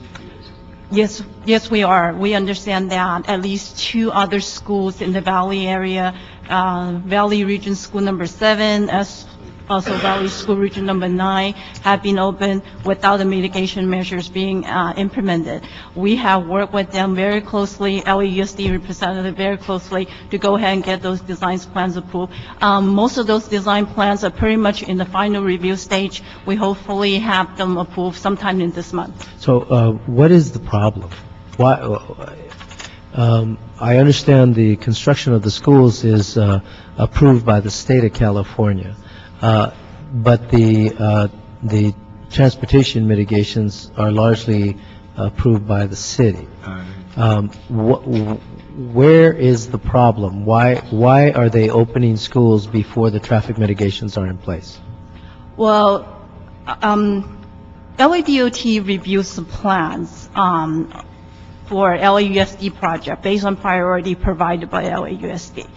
Some of this school, some of these locations were, LAUSD did not assign a high priority to them, so therefore DOT just reviewed them based on priority. Please describe, when you say the priority, do they provide us with a list of all their work, or, and then they say what order they want them to be prioritized? Correct. They provide us with a list of all the works for all the LAUSD project. And LAUSD also prioritize those works based on the school opening day. And so, why wouldn't they,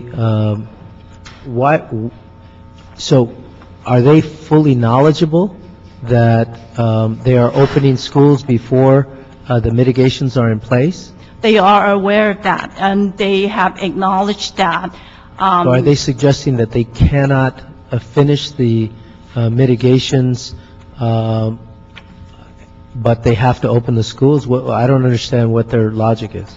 The previous management from LAUSD have set the priority based on that. And the management at LAUSD has just changed in the past 3 months or so. The new management at LAUSD currently are working with us. They acknowledge there has been problems in the past, and they have assured us that it would not happen in the future. And so they have came over to DOT and asked us to work with them to make sure that the mitigation measures are implemented prior to school opening in the future. Okay, so are we bumping other projects behind because LA Unified is placing or requesting this expediting? Well, LAUSD is funding one transportation engineering associate position within DOT, so that position is fully dedicated to review LAUSD projects. Okay. I'm obviously deeply concerned about this issue. There was a school in my district that also fell into this category, and actually it was the Department of Public Works, I believe, that had a couple of approvals that were also expedited, and that signal should be in construction very shortly. But I was deeply offended when a school district official accused the city of delaying the process, when in fact it is the school district that sets the priority. So I want to make sure that we are fully knowledgeable of any situation where the school district is out of compliance with the environmental impact report that was approved by the city that essentially demanded that the traffic mitigations be in place before they allow kids to go into the schools. So are there any other schools that are in this situation? And by the way, the school where the accident occurred, was that a project that was not prioritized by the school district? Correct, because that school is not set for completion until the year 2012. But has been open for 2 years? No, not at Archwood and Laurel Canyons, no. I believe... How long has that school been open? That school's not open, to my best knowledge. Archwood and Laurel Canyon. Council member, you may be referring to Valley Region School Number 8. I think it's been open for 2 years. You might be referring to... You're talking about the one across the street from where the bank robbery was, the big shootout. I'm very familiar with that school. It's where the Valley Plaza is, the middle school. And I believe that school is open. Roy Romer is open. Huh? Roy Romer, yeah, that's Roy Romer. Yeah. And that school has been open for a couple of years, and that signal was supposed to be in a couple of years ago. Council member, this motion is referring to Bellingham Elementary School. Which is? That's at Laurel Canyon and Archwood. That's the location. I believe they're all adjacent. There may be two schools there, a middle school and a smaller school. I don't know, but my point is, we cannot allow for the school district to have kids going to school when the traffic mitigations that we are requiring are not put in place. And that's why I introduced the motion to seek state legislation to they don't have to listen to it. Change the law that the as much as I used to be a teacher, I just think it's wrong. And just to let my colleagues know one other thing, the school that was brought into question in my district, it turns out that it abuts the city of San Fernando on the rear end of the school, so to speak, and there's a back gate, and the city of San Fernando demanded that residents from the city of Los Angeles cannot pick up their kids at that gate. I know. And in the meantime, they didn't put the traffic signal in on the front, meaning that the parents who were trying to pick their kids up at the back gate because it was safer were forced to have their kids go where there was no traffic signal, no proper mitigations in place, and that's why I was so upset. But I think, how do I say this? We need to know about this, right? Because we did not know, and I believe that DOT would have found tremendous cooperation from the council had we individually or collectively had we known that the school district was not taking care of these mitigations. And what we'd like to ask you, because Mr. Alicon's absolutely right, that's why we did this and we were pretty upset about the moment. In your relationships with LAUSD, do you get a sense that you can cover with your relationships our city and therefore be able to raise some of the issues that some of my colleagues and myself have about different schools and different situations? We have just met with them yesterday. We did raise some concerns about the mitigation not being implemented prior to school opening, and it's as a safety hazard to the children, right, especially near elementary school. They acknowledge that, and they have also ensured us that they will work with us to make sure that incidents like that would not happen. Okay, well, what I'm more concerned is what Mr. Alicon, and I also feel, I know Mr. Labange too, and Mr. Parks does, is that in our districts, all of us know of situations that have been brought to our attention by neighborhood councils or community groups and so on and so forth, and we need to facilitate with the department a way in which we can contact them in a quicker way to get action done so that we don't have another young person, killed in the way. Can we set up a mechanism that becomes a protocol for us? We could look into that. Would you look into that? But I think, Mr. Chair, and I thank you and the Department of Transportation, we should renew it because there's less people. There used to be someone in DOT who did safe routes to school all the time. There used to be someone in DOT who did many, many things. Now they're disappearing because of our challenges. We need to maybe, and I don't know what our intent here, invite a representative of the superintendent, representative of the school board president, if not the president, to have this higher discussion, because they are overseen by the state architect. So many of the work that they do doesn't even come through our city at all, period. That's right. And the construction, but even that comes out to how it affects the street. All that being said, because of the transformation of government and its ability to deliver, I think we need to have a robust discussion, if I could borrow your phrase, on a higher level, not to disrespect our great traffic engineers who are here, so we could find a way to do it.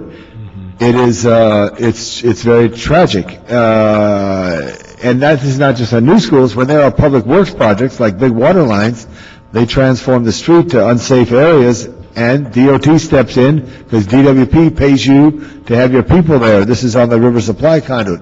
All this needs a robust discussion, Mr. Chair. In fact, with the report back, after we move forward with this, which you'll give us a report back on how they are operating on moving quickly on this particular motion, we need to set that protocol up, and which would include, if we could, LAUSD coming before us. May I ask, and I mean, I have a current problem. Sure, go Can I, as a committee, talk to our school board member in our area, just get a small regional concept that we could probably take city district-wide?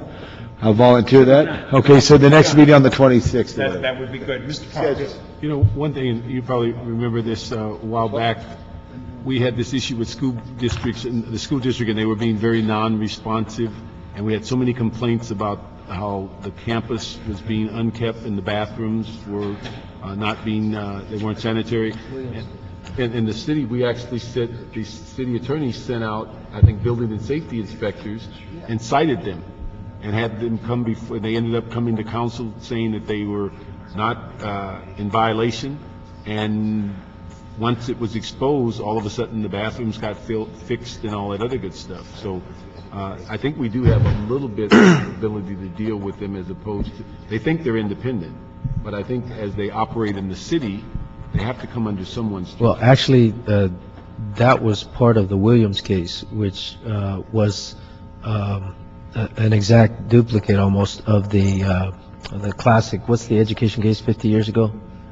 Does anybody, Brown versus Education? Yeah, it's a repeat of the Brown versus Education, which was identical, saying that certain schools were not being taken care of. In the Williams case, the same findings were made. In other words, it took a massive lawsuit where, and a $5 billion settlement under Governor Schwarzenegger that actually resolved that. It wasn't because of political pressure, but in something like this, we can certainly apply the political pressure necessary to get these mitigations put in place. In fact, that's exactly what happened to get the signals approved at the school over on Bromont in Sylmar.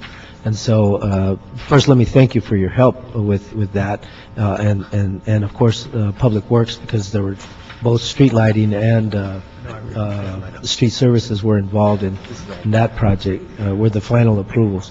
But we cannot approve these projects if they're not submitting the plans. That's the bottom line. And when they submit the plans, they have to conform to the standards, and if they don't, we have to send them back and forth. But in any case, we shouldn't put our kids in jeopardy, for the purposes of opening a school. And I think it's just egregious that we would make any traffic signal that's required for the safety of the kids a secondary priority. They shouldn't be opening the schools without those signals being in place.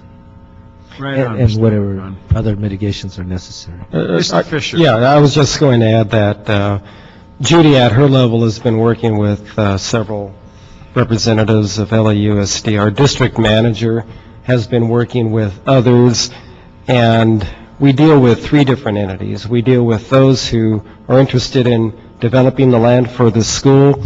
We deal separately with a consultant who prepares a signal plan, yet we also have another representative who's concerned with school safety for the district. And we think there needs to be a better coordinated effort among those 3 entities within LAUSD. So we can all address it at our various levels, but I think it would be helpful to hear from higher levels within LAUSD as to how they are going to coordinate this effort. And we appreciate that, Mr. Fisher, and we would like your leadership, too, and the departments in helping us do that. Mr. Laban said he would also help. We'll do whatever we can. We would like LAUSD to come before us. Right, and I will schedule a meeting with LAUSD representatives to emphasize the concern of the city on this again. Very good, very good. End of motion. We'll move forward with your report back on that.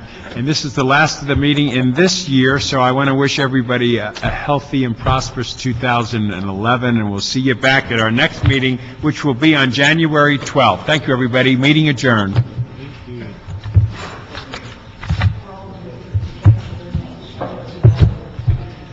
This